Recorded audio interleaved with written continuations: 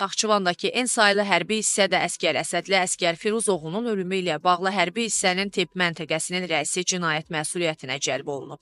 Moderator Azqafqazifov AZA istinadən məlumat verir ki, Gizir Rüstəm Mustafayev 40 dərəcədən yuxarı hərarətlə tibb məntəqəsinə müraciət edən əskəri lazımi qaydada müayinə etməyib və onu ixtisaslaşmış tibb müəssisəsinə göndərməyib. İstintaqla müəyyən olunub ki, təqsirləndirilən şəxs əskərin ağır vəziyyətdə olduğunu bildiyi halda ona müxtəlif vitamin preparatlarını və nadaxili yeridib.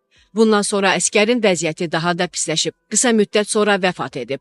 Mustafayev Cinayət Məcəlləsinin 342-1-1-ci rəysin və ya vəzifəli şəxsin öz xidməti borcuna vicdansız və ya laviyyə münasibəti nəticəsində öz xidməti vəzifəsini yerinə yetirməməsi və ya lazımi qaydada yerinə yetirməməsi ehtiyatsızlıqdan zərər çəkmiş şəxsin ölümünə səbəb olduqda maddəsi ilə mühakimə olunub. Mərhum əskərin atası məhkəmədə ifadə verərək Mustafayevdən şikayətçi olduğunu, onunla qeydliyi ucbatından oğlunu itirdiyini deyib. Hüquqi varis təqsirləndirilən şəxsin qanuna uyğun cəzalandırılmasını istəyib. Müttəhim də ittihamla razılaşıb, özünü tam təqsirli bilib. Gizir Mustafayev bildirib ki, Naxçıvan Tibb Kollecini bitirib. Məzun olduqdan sonra hərbi hissədə işə başlayıb. Bu hadisə vaxtı o hərbi hissənin tibb məntəqəsinin rəisi felçer işləyib.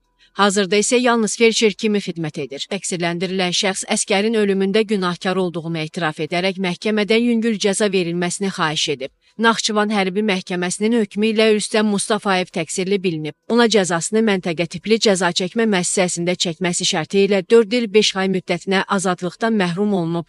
Hökmə kimi azadlıqda olan Gizir məhkəmə zalında dərhal həbs edilib.